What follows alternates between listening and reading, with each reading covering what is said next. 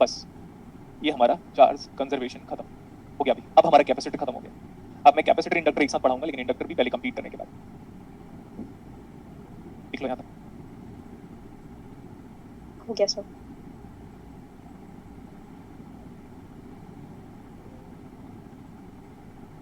Class कब तक है हमारी? 4 o'clock। 4 o'clock तक। ठीक है, मैं एक न्यूमेरिकल कराऊंगा और ये न्यूमेरिकल कराने के बाद टाइम खत्म हो जाएगा। क्लियर? Okay sir. आप लिखोगे क्वेश्चन, ध्यान से लिखोगे क्वेश्चंस, मैं नहीं लिखूंगा, मैं सिर्फ सर्किट बनाऊंगा। लिखो 3 identical capacitor C1 C2 and C3। फिर से बोल रहा हूं, 3 identical capacitors C1 C2 and C3 having capacitance value of 1 microfarad each, having capacitance value of 1 microfarad each, bracket में लिखो इनिशियली अनचार्ज, ब्रैकेट में लिखो initially अनचार्ज, connected shown in figure, connected shown in figure, figure को बाद में बनाना आप लोग, connected shown in figure, connected shown in figure. आगे लिखो एंड लेटर ऑन, आगे लिखो and later on, and later on C1 is completely filled with a dielectric material, and later on C1 is completely filled with a dielectric material of relative permittivity ER, मतलब epsilon R, and later on C1 is completely filled with a dielectric material of relative permittivity epsilon R। आगे लिखो V not is equal to 8 volt, V not is equal to 8 volt, V not equal to 8 volt. लिखो first S1 is closed and S2 is open, first S1 is closed and S2 is open, first S1 is closed and S2 is open. आगे लिखो when capacitor C3 is completely charged, when capacitor C3 is completely charged,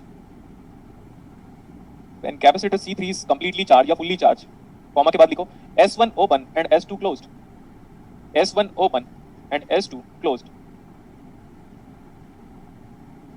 लिखा यहाँ तक? Yes sir. S1 open and S2 closed। आगे लिखो when capacitor reaches equilibrium condition, equilibrium जो भी बोलते हो आप, equilibrium जो भी, when capacitor reaches equilibrium condition the charge on C3 capacitor is 5 microcoulomb।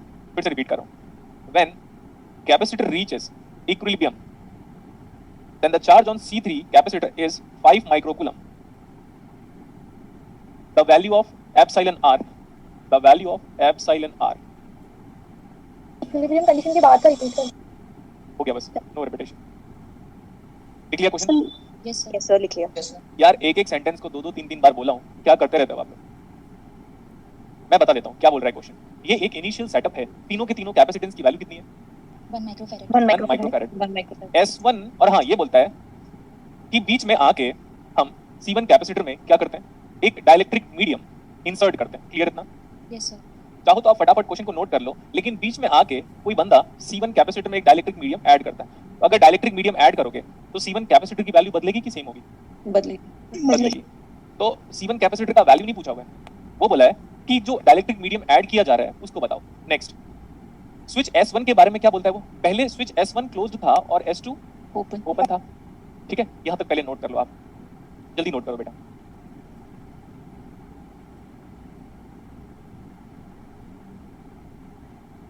Rahul Chaudhary, किसकी स्पेलिंग नहीं आती भाई तुझे?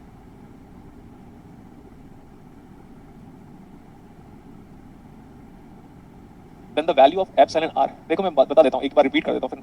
three identical capacitors C1, C2, C3 have the capacitance 1 microfarad each. Initially all the capacitors are uncharged.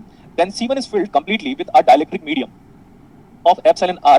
V naught is equal to 8 volt, that is nothing but EMF. ठीक है, then first S1 is closed and S2 is open, and when capacitor gets completely charged, when capacitor C3 gets completely charged, तब बोलता है S2 को open कर दो और sorry S1 को ओपन कर दो और S2 को क्लोज कर दो। तब C3 के पास जो C3 के पास when the capacitor reaches equilibrium condition, then C3 is found to have a charge of 5 microcoulomb। ठीक है, अब ये क्वेश्चन काफी इंटरेस्टिंग है। इस क्वेश्चन के बाद मैं प्योर कैपेसिटर का न्यूमेरिकल नहीं कराऊंगा। Getting my point? इसके बाद जो मैं पढ़ाऊंगा वो लीनियरली चार्जिंग ऑफ कैपेसिटर ही होगा। और नेक्स्ट क्लासेस में, इसके बाद खत्म होने के बाद नेक्स्ट क्लासेस में हम इंडक्टर की चार्जिंग और इंडक्टर की डिस्चार्जिंग खत्म करेंगे। Inductor charging, discharging, capacitor charging, discharging, फिर हम पढ़ेंगे LC oscillator, that means tank circuit, और उसके बाद पढ़ेंगे second order differential equation transient के सेंस में। बस उसके आगे नहीं जाऊंगा, फिर हम बस प्रैक्टिस करेंगे। ठीक है, आपने क्वेश्चन बनाया? Yes sir. ये बताओ, इनिशियली बताता हूं मैं, इनिशियली यहां से स्टार्ट कर रहा हूं। इनिशियली क्या बोलता है? S1 क्या है? क्लोज्ड। S2 open. ओपन। जब ये ओपन है और ये अनचार्ज है तो कोई भी मतलब नहीं हो रहा है, तो कोई भी मतलब नहीं हो रहा है। मतलब ये 8 वोल्ट की बैटरी सिर्फ C3 को ही चार्ज कर रहा है, और ये हम नहीं बोल रहे हैं, क्वेश्चन भी बोल रहा है और देखकर भी हम सेम इंटरप्रिटेशन कर सकते हैं। क्वेश्चन भी यही बोल रहा है और हम देखकर भी सेम इंटरप्रिटेशन कर सकते हैं। Sir, from the concept of KCL, if this is 8 volt, this has to be 8 volt. From KVL। और कितने देर में चार्ज हो गया होगा? इंस्टेंटली। 8 volt, 8 volt. फिर नेक्स्ट वन, यहाँ पे कोई डाउट मत राइज करना, लेकिन मैं सबको पेशेंटली बता रहा हूँ। हम ऐसे गए, इधर से गए, इधर से गए और ऐसे चले गए। ये एमीबा बन गया। Amoeba, paramecium, paramecium, bacteria, yeast, fungus, pathogens, जो भी है। क्या बोल रहे थे सर आप? समझ में आएगा तब तो। कहाँ से? Yes, sir, having no shape. Having no shape and size. Euler representation पूछा था मैंने। F plus V minus E is nothing but Euler representation for any polyhedrons, and cube is a kind of polyhedron itself. Mathematics तो हमारा डब्बा है, accept कर लो, वरना एक दिन बताऊंगा मैं। चलो ठीक है सर, ऐसे हम अप्लाई करें? Yes, good. -8 plus VC3 is equal to 0. So what is the voltage of C3 capacitor? 8 volt, और वो मैंने पहले भी लिखा था। ठीक है, बोलो बेटा। Yes sir. Yes sir. अच्छा भाई, यही तो इनिशियल चार्ज है, क्योंकि अब देखो, इसका चार्ज 0, इसका चार्ज 0, इसका चार्ज कितना आ गया? Q3। CV कितना आ गया? 8 माइक्रो कूलम। तो what is the total final charge? 8 micro. 8। अब जल्दी एकदम फास्ट नोट इट। मजा आ रहा है लग रहा है मेरे को? आप लोग बताओगे लेकिन। मजे हैं। यस सर, मजा आ रहा है। बहुत मजा आ रहा है सर। ओके, अच्छा अब क्या हो रहा है? S1 क्या हो गया? ओपन।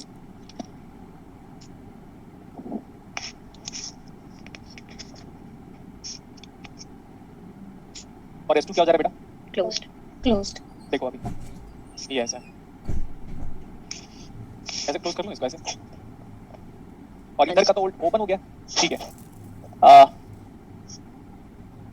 क्लोज होने के बाद इसके पास चार्ज कितना है? Q3। क्लोज होने के बाद बताया क्वेश्चन में? नहीं है, 5 5 बोला है। Very good. क्लोज होने के बाद C3 कैपेसिटर के पास चार्ज कितना है? 5 माइक्रो कूलम। क्यों? क्वेश्चन ने तो खुद ही बोला है ना आपको, मैं थोड़ी बोल रहा हूँ, क्वेश्चन बोल रहा है। क्योंकि डिस्चार्ज हुआ। ये दोनों कैपेसिटर में C2 तो सेम है ना? C2 कितना है? 1 C1 को C1 रहने दो। C1 बदल जाएगा कि सेम रहेगा? डायलेक्ट्रिक आ गया उसमें। चेंज होगा सर। अच्छा, तो मैं छोटा सा सर्किट ऐसा बना ले रहा हूँ आपके लिए। मैं इसको बोल रहा हूँ, ये दोनों का कॉम्बिनेशन C1 plus C2 होगा कि C1 C2 divide by C1 plus C2 होगा? पैरेलल होगा। हाँ, पैरेलल मतलब सीरीज वाला फॉर्मूला पैरेलल में, पैरेलल वाला फॉर्मूला सीरीज में इन कैपेसिटर। तो ये जो कैपेसिटर है, ये है हमारे पास C इक्विवेलेंट। देख लेना, कोई बच्चा ऐसा होगा जो ऑफिस में कंप्लेन करेगा, बोलेगा सर ने कैपेसिटर का सीरीज पैरेलल नहीं कराया है ना।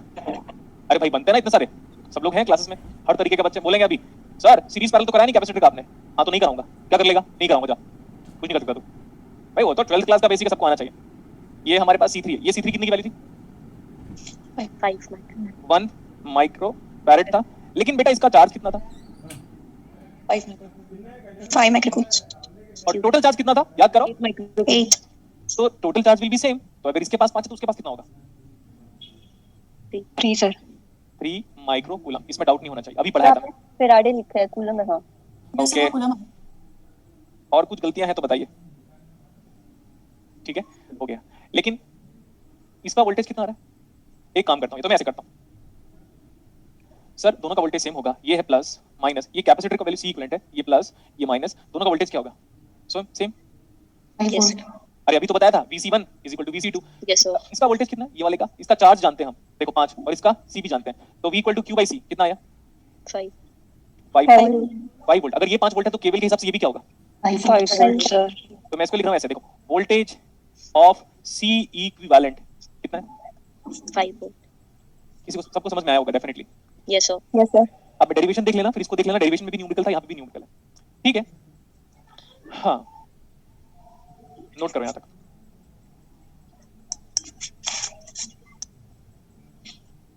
हो गया सर। अच्छा what is if V is known to you, if C is known to you, what is C equivalent? 3/5 C equivalent कितना आया? 3/5 पक्का? Yes sir. देख लो यहाँ से, इसके पास चार्ज था 8, तो इनिशियल चार्ज था 8, तो फाइनल चार्ज भी 8, लेकिन क्वेश्चन बोलता है जब स्विच क्लोज हो जाता है S2 तो इसका चार्ज हो जाता है 5, तो टोटल चार्ज था 8, तो बचा वाला चार्ज चला गया इसके पास 3, तो इसके पास चला गया, मतलब इसके इन दोनों के पास, उसका 5 था, तो ये दोनों का मिला के जो टोटल चार्ज है वो 3 होना चाहिए, तभी 5 और 3 8 हो जाएगा। फिर मैंने बोला बेटा अगर इसके पास चार्ज 5 माइक्रोकूलम है और इसका खुद का कैपेसिटेंस 1 माइक्रोफैरड है, तो इसका जो वोल्टेज आएगा वो 5 वोल्ट आ जाएगा, तो ये जो 5 वोल्ट है, ये जो 5 वोल्ट है वो इसके अक्रॉस भी जाएगा, अगर इसके अक्रॉस 5 वोल्ट है तो ये दोनों के अक्रॉस 5 वोल्ट जाएगा, इसके अक्रॉस 5 वोल्ट था, इसका चार्ज मैं जानता था 3, तो इसका C आ गया, बट ये C किसके बराबर है? देखो ये C इक्विवेलेंट किसके बराबर है? C1 C2 divide by C1 plus C2 C1 C2 divide by C1 plus C2, जिसमें आप C1 को नहीं जानते, यस और नो?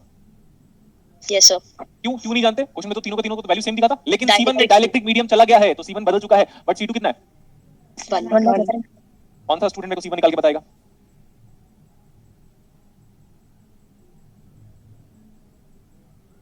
कितना आ रहा है C1? 1.5 3/2 माइक्रोफैरड। चलेगा इतना?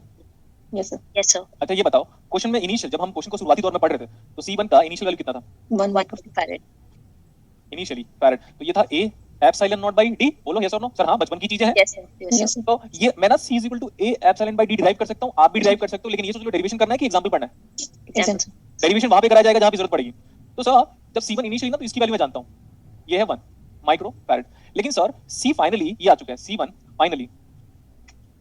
फाइनली कितना आ चुका है? 1.5 माइक्रो। हाँ तो ये हो जाएगा A epsilon not epsilon R by D, yes क्यों? क्योंकि डाइलेक्ट्रिक मीडियम लगाओगे, यस सर। तो डाइलेक्ट्रिक मीडियम लगाओगे तो एप्सिलॉन आएगा, जिसको हम लोग कई बार डाइलेक्ट्रिक कांस्टेंट भी बोलते हैं। Dielectric constant is due to polarizations and polarizations exist due to polarity of materials which exist due to dielectric which exist due to electric field. Yes sir. Okay ये भी अपने को पता था। ये कितना है? 1 और ये कितना है? 1.5 तो epsilon R dielectric medium is equal to 1.5 1.2। 1.5 अच्छा लगा न्यूमेरिकल? Yes sir. एक बात बताऊं मैं आपको, यस सर। सुनो अभी एकदम ध्यान से, आपका जिस दिन इलेक्ट्रॉनिक्स का टेस्ट होगा, जिस दिन टेस्ट होगा, इसी लेवल का न्यूमेरिकल दूंगा मैं, इसी लेवल का, तो आपको क्लियर हो जाएगा कि सर ने हमें ऐसे क्यों पढ़ाया, और जिस दिन उसको सॉल्व, जिस दिन पहला टेस्ट दोगे ना नेटवर्क थ्योरी का, आपको क्लैरिटी हो जाएगा कि TIFR, JEST, JNU, DU, BARC, ये सारे के सारे एग्जाम्स कुछ इंपॉर्टेंट नहीं है भाई। सर के क्वेश्चंस में अगर हम 50% को भी सॉल्व कर लेते हैं ना, तो हमारे इलेक्ट्रॉनिक्स में फुल मार्क्स आएगा। इस लेवल का पेपर सेट करूंगा मैं। हाँ लेकिन ये है ना इंटीग्रेशन ना differentiation, only add subtract, only KVL, only KCL basics, ठीक है? Yes sir. तो ये एक्चुअली पता है ये वाला न्यूमेरिकल क्यों उठाया, आप बिलीव नहीं करोगे, ये 12th क्लास के आईआईटी जेईई मेंस का एडवांस का न्यूमेरिकल है। Yes sir. ठीक है, सोचो Yes, उन बच्चों के बारे में बात करो जो 16 साल में ये एग्जाम देते हैं, और आपको देखो आप 22 साल में ये क्वेश्चन सॉल्व कर रहे हो। ठीक है, और फिर सर आप ये क्यों बोल रहे हो? अब इसके पीछे का थीम सुनोगे? थीम अब सुनाता हूं मैं आपके। सर आप ये क्यों बोले? सर आप 12th में भी, बीएससी में भी और एमएससी में भी और कुछ तक इंजीनियरिंग का भी सब कुछ ओवरऑल कंबाइन क्यों करते हो? मैं बताता हूं। आपका दोस्त होगा जो 12th जब आप थे, तो आपका कोई फ्रेंड होगा दुनिया में, इंडिया में कहीं पे भी, आप 12th के बाद बीएससी करने लगे फिजिक्स में, और वो 12th क्लास के बाद आईआईटी मुंबई चला गया। कोई एक तो फ्रेंड होगा पूरे इंडिया में आपका, यस सर। वो चला गया 12th के बाद आईआईटी मुंबई, और वो फिजिक्स में बीटेक करने लग गया, और आप चले गए बीएससी, और फिजिक्स के बाद बीटेक 4 साल बाद कंप्लीट किया। उस बंदे का मेंटल लेवल सोचो और आपका मेंटल लेवल सोचो। फिर आप एमएससी कंप्लीट किए, उसने भी अपना एमएस कंप्लीट किया, फिर वो किसी दूसरे यूनिवर्सिटीज में या इंडिया में, या हो सकता है वो आईआईटी मुंबई से आईआईसी बैंगलोर चला जाए, उसको इंडिया में प्यार होगा तो, और वो आईआईसी बैंगलोर से पीएचडी कर रहा होगा, और फिर आप पहुंचोगे आईआईसी बैंगलोर, और दोनों में जमीन आसमान का फर्क होगा थिंकिंग लेवल पर। यस ये बात अपने दिमाग पे ठिकाने लगा लो। You have to at a time in future, you have to anyhow get competition with the BTech guys, sorry BTech नहीं, 12th IIT JEE advance people, करना ही पड़ेगा आपको कंपटीशन, नहीं तो फिर आप आईआईटी जाने के लायक नहीं हो। समझ लिए इस बात को? Yes sir. तो मैं जो भी कर रहा हूं उसके लिए एक एसेंस है, एक्सेप्ट करना है तो करो, अदरवाइज टाइम तो एक्सेप्ट करवाई गई आपको।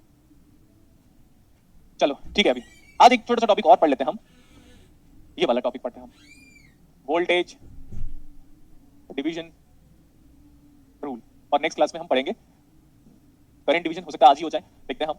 और नेक्स्ट क्लास में अभी इंडक्टर की चार्जिंग डिस्चार्जिंग के बारे में बात करूंगा, फिर दोनों एक बार टॉपिक मर्ज करेंगे हम, और इंडक्टर कैपेसिटर एक साथ पढ़ेंगे।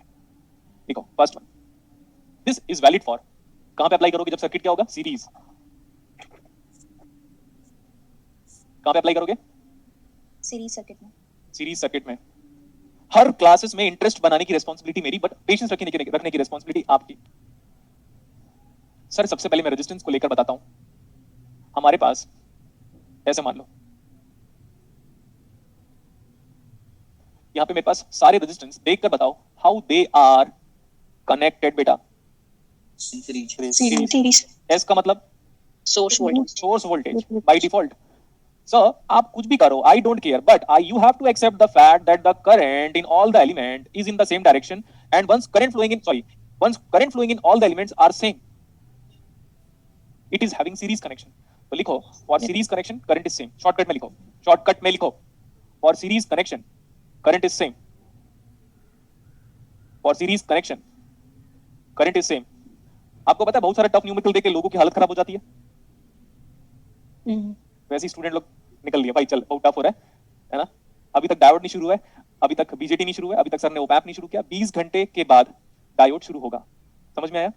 Yes sir. कितने लोग डिस्प्ले में थे? हेलो बोलो। Hello sir. Hello sir.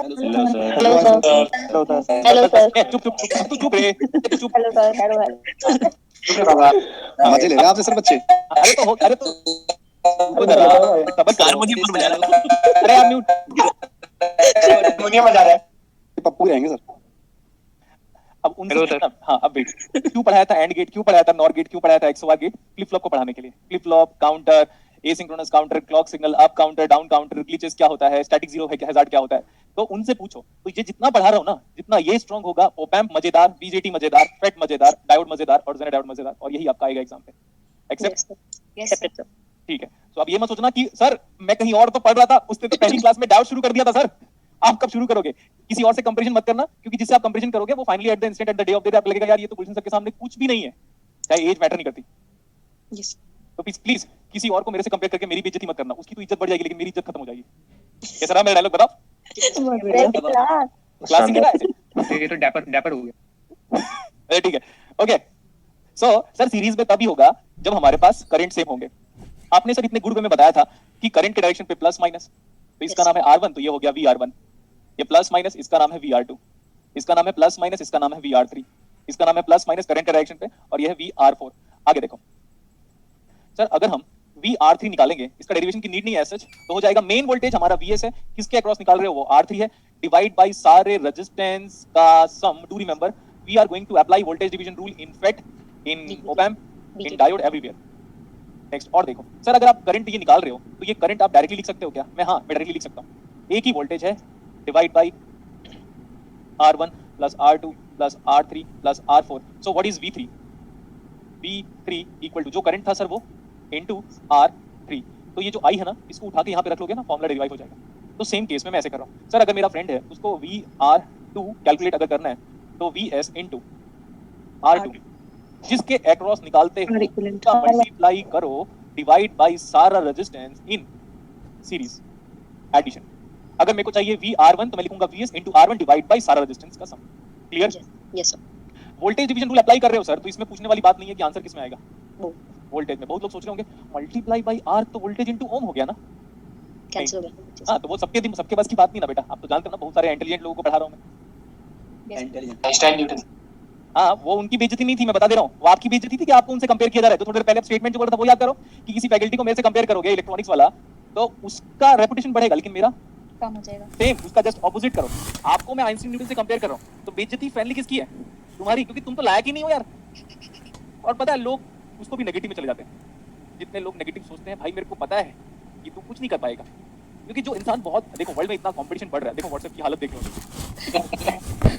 अब व्हाट्सएप जैसा इतना पता नहीं 2.5 लाख करोड़ 3 लाख करोड़ इतना $1 बिलियन की कंपनी है वो, फेसबुक की हालत खराब है क्योंकि वो डेटा लीक कर रहा है। वो छोड़ो, आज देख लो 100 बच्चों को मिलाओगे, एक टाइम पे से 100 में से 90 लोग फेसबुक चलाते थे, आज 100 में से 10 लोग ही फेसबुक चलाते हैं, सब लोग इंस्टाग्राम और व्हाट्सएप पे आ गए।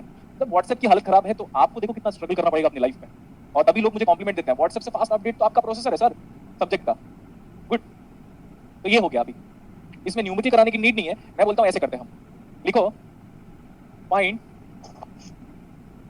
V0 by VI।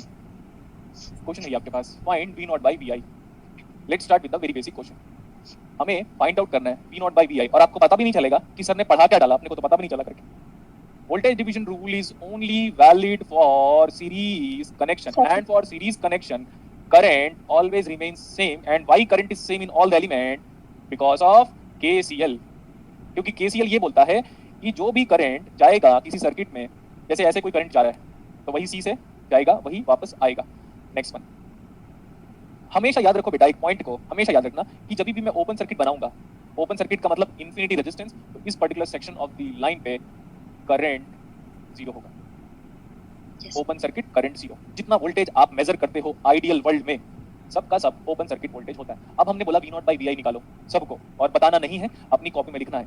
बताओगे? नहीं बताना है, एग्जाम के बाद खुद ही पता चल जाएगा मुझे, क्योंकि आपकी फोटो आ जाएगी। ठीक है,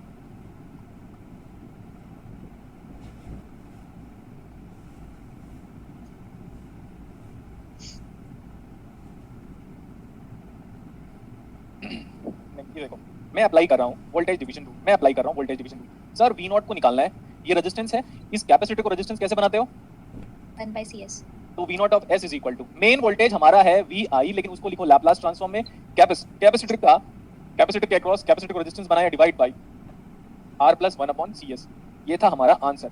अब मैं थोड़ा उसको मॉडिफाई करके लिखा हूँ। Sir output in Laplace transform divide by input in Laplace transform, we have calculated it using voltage division rule. CS से CS कैंसिल, 1/1 + RCS। सही है इतना? बोलेगा सर? Yes, sir. आपको पता चला, आपने लो पास फिल्टर पढ़ लिया, पता भी नहीं चला आपको। This is low pass filter, but low pass filter मैं पढ़ाऊंगा 3 घंटे। कितने घंटे? लो पास फिल्टर कितनी देर पढ़ेंगे हम? 3 घंटे। हाँ, अभी ये स्टार्टिंग है। Okay, next one, what is output in Laplace transform divide by input in Laplace transform? इसको हमेशा बोलेंगे हम ट्रांसफर फंक्शन। हमेशा क्या बोलेंगे बेटा उसको? ट्रांसफर। कैपेसिटर का चार्ज इनिशियली लिया आपने, इसको सॉल्व करते वक्त कभी पूछा आपने कैपेसिटर में कितना चार्ज है पहले? नहीं। तो जब भी ट्रांसफर फंक्शन निकालोगे तो इनिशियल कंडीशन नहीं लोगे। जैसे डिफरेंशियल इक्वेशन आप सॉल्व कर रहे हो और इनिशियल कंडीशन कितना दिया हुआ है? 0। तब हम बोलेंगे ट्रांसफर फंक्शन के बारे में बात हो रही है। Right one line definition of transfer function. लिखो, transfer function is defined as ratio of output transform to the input transform. Sir, transform. Ratio of output transform Laplace transform divide by input का Laplace transform. Ratio of output Laplace transform divide by input Laplace transform is equal to transfer function. Bracket में लिखो, कोई initial condition नहीं लेंगे। ऐसे लिखो, क्या लिखोगे? कोई इनिशियल कंडीशन नहीं लेंगे। हिंदी में आता है तो हिंदी में लिखो, इंग्लिश में आता है तो इंग्लिश में लिखो। हम जब भी ट्रांसफर फंक्शन का डिस्कशन करेंगे हम कोई इनिशियल कंडीशन नहीं लेंगे। ये पहला एग्जांपल था। आगे चलें। Yes sir. इसको जल्दी करो आप, same question is the same.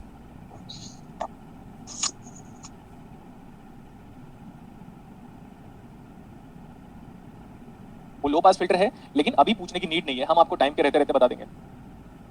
चलिए, तो बहुत सिंपल है। Output in Laplace transform is equal to input should be in Laplace transform. क्यों? क्योंकि हमें कैपेसिटर को रेजिस्टेंस बनाना है, लेकिन मेरा जो वोल्टेज है वो R के अक्रॉस है, तो मैं R का मल्टीप्लाई करूंगा डिवाइड बाय R + 1/CS। ये हो जाएगा, है ना? R का multiply divide by 1/CS। Yes, sir. तो इतना सिंपल है। अगर आप इसमें डाउट राइज कर रहे हो बेटा, तो मेरे को अभी इंस्टेंटली क्लियर हो जाएगा कि आप कोई भी एग्जाम नहीं क्लियर कर सकते, क्योंकि हर चीज बताया गया है। देखो, आपको 1/CS डिराइव करा गया है, आपको VI का I का मतलब इनपुट होता है ये बताया गया, R का मतलब रेजिस्टेंस सिंबल बताया गया, ये ओपन सर्किट वोल्टेज होता है। आपको हर चीज पोस्टमार्टम कर दिया गया सर्किट का, बेसिकली बोला जाए तो। इसके बाद भी अगर आपको समझ में नहीं आ रहा है तो मेरे को लगता है आपको ना 8th 9th क्लास में एक बार एडमिशन ले लेना चाहिए। अभी स्कूल स्टार्ट हो जाएगी, जैसे दिल्ली में स्कूल स्टार्ट हो रही है। 10th और 12th आपकी मर्जी, या तो 10th में एडमिशन ले लो, कोई प्रॉब्लम नहीं है, या तो 12th में एडमिशन ले लो। फिर वहां से एक बार बोलना कि सर हम समझो ना, आप नहीं समझ में आ रहा है कि क्या बोल रहा हूँ? आ रहा है सर। आ रहा है। तो अभी स्कूल खुलेंगी, मैं केजरीवाल सर से बात कर लेता हूँ, है ना? तो उन लोग बोलेंगे सर मेरे कुछ बच्चे हैं, बोले इनसे फीस ज्यादा चार्ज करना, क्योंकि दूसरी बार पढ़ रहे हैं इन लोग, वो भी 10th 11th 12th को। तो सर ये पढ़ने के लिए आ रहे हैं, ना कि पढ़ाने के लिए। ऐसे बोलूंगा मैं आराम से, वो पूरा पूरा पढ़ के आइएगा। फिर उस टाइम पे मेरी एज लगभग 38-40 ईयर्स हो रही होगी। जब आप वापस MSc कंप्लीट कर लोगे तो फिर वापस एक बार पढ़ाई करेंगे, ठीक है? अच्छा लगा? 10th क्लास में लेगा एडमिशन तू? अच्छा, ठीक है।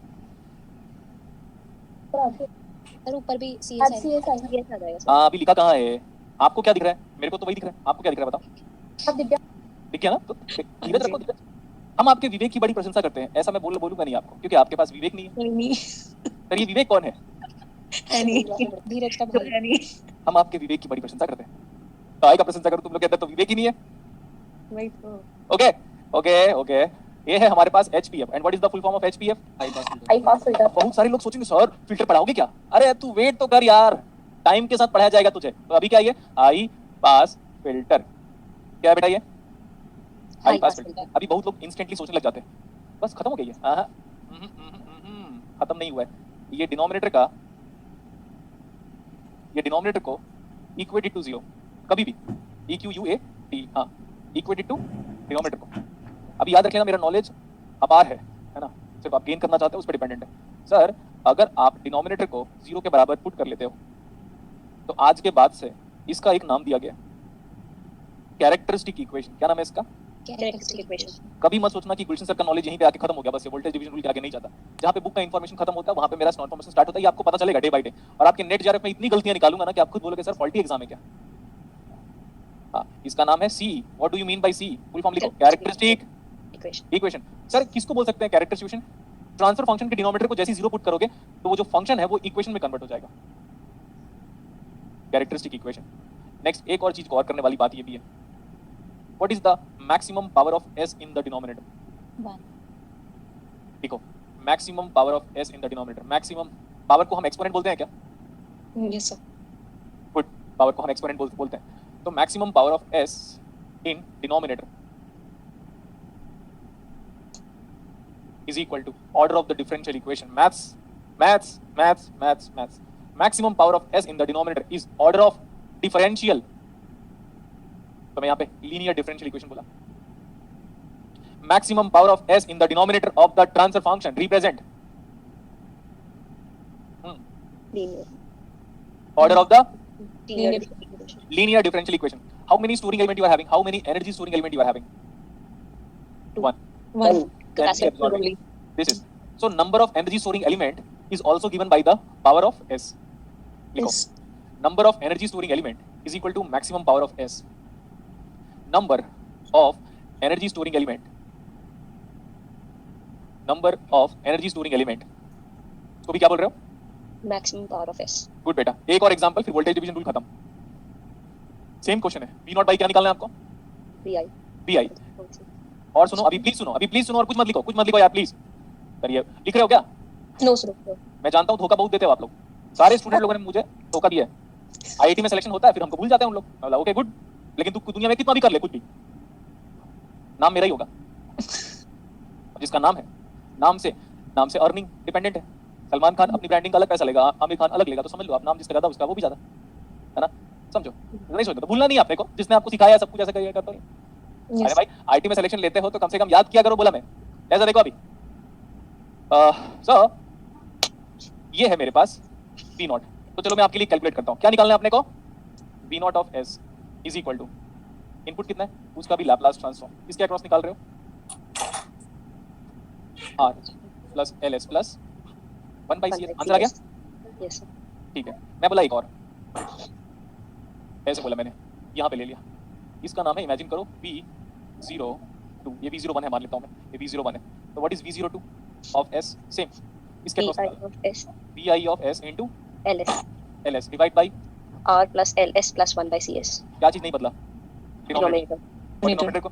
तो देखो एक सिस्टम का, एक फोन का, एक आईफोन का, एक मैकबुक का, एक आईफोन का, एक सैमसंग के फोन का, एक ओप्पो और वीवो ने तो चांद पे भी एडवर्टाइजमेंट कर दिया। ओप्पो का, वीवो का, कैरेक्टरिस्टिक इक्वेशन क्या होगा? सेम। ठीक है, अगर आप फोन बना रहे हो एग्जांपल के लिए बोला, फोन तो बना नहीं पाओगे, कभी भी नहीं बना पाओगे, क्या गारंटी, लेकिन मैं बोला अगर आप फोन बना रहे हो तो कोई भी फोन बनाओ, कैरेक्टरिस्टिक इक्वेशन क्या होगा उसका? सेम। नेक्स्ट देखो सर, अगर आप सिंपलीफाई करते हो तो ऐसे बनेगा LCS² प्लस RCS प्लस ऊपर चला गया CS कैंसिल, यस ये और ये कैंसिल। इसको अगर हम ऐसे ले लें V01 divide by VI both should be in Laplace transform is equal to, ऊपर चला गया ये 1 डिवाइड बाय कितना आ रहा है? ये आ रहा है क्या? Yes sir. The maximum power of S in the denominator. 2. How many energy storing element you are having? 2 as conductor। The order of the differential equation. 2. जो मैं कैरेक्टरिस्टिक इक्वेशन ये लिखा हूं ना, अब मैंने बोला कि कल के डेट में आपके नेट जीआरएफ में ये सर्किट देगा और बोलेगा इस सीरीज RLC सर्किट का कैरेक्टरिस्टिक इक्वेशन बताओ। अगर मैं पूछ लूंगा ना जीआरएफ वाले को तो उनकी औकात से बाहर चला जाएगा। Getting my point? यस। हां, तो बट अब आप जानते हो sir characteristic equation is equal to LCS² plus RCS plus 1। अब अगर किसी ने MSc प्रॉपर्ली किया हुआ है, तो उसको ये याद आ जाना चाहिए। अब अगर किसी ने एमएससी प्रॉपर्ली किया हुआ है इलेक्ट्रॉनिक्स में, तो उसको second order low pass filter Butterworth Sallen key, यही कुछ लिखा रहता था बुक्स में। Yes, sir. मैं बोला जिसने एमएससी प्रॉपर्ली किया होगा, जिसने कुछ किसी धुंधला कुछ याद आ रहा होगा, तो सेकंड ऑर्डर एलपीएफ बटरवर्थ उसका सैलेम की वाला टोपोलॉजी यहाँ से था। इतना डीप मेरा नॉलेज है और अभी नेटवर्क थ्योरी में है। तो don't under estimate the power of me. हाँ ठीक है। तो अभी आज की क्लासेस में हमने कंप्लीट किया वोल्टेज डिवीजन रूल, कैपेसिटर का चार्ज कंजर्वेशन, एक गुड न्यूमेरिकल और voltage division rule. Next classes में मैं इंडक्टर की चार्जिंग बताऊंगा क्योंकि एक बैच में नहीं हुआ है, और फिर हम पढ़ेंगे इंडक्टर की डिस्चार्जिंग, फिर एलसी ऑसिलेटर, टैंक सर्किट। हो गया? Yes, sir. Yes, sir. Bye bye बेटा। किसी को डाउट आई थिंक नहीं होना चाहिए, अगर डाउट है तो एक बार रिकॉर्डिंग देख लेना एक बार, ठीक है? सर हाँ Okay. सर 1/CS का जो कंसेप्ट है वो आपकी प्रीवियस वीडियो में मिल जाएगा? हाँ, अरे आराम से बेटा, हर चीज पढ़ाई है, डेरिवेशन भी बताया है। जी ओके सर, वो छूट गया था सर। हाँ कोई बात नहीं बेटा। And anyone else? No. No sir. Thank you sir.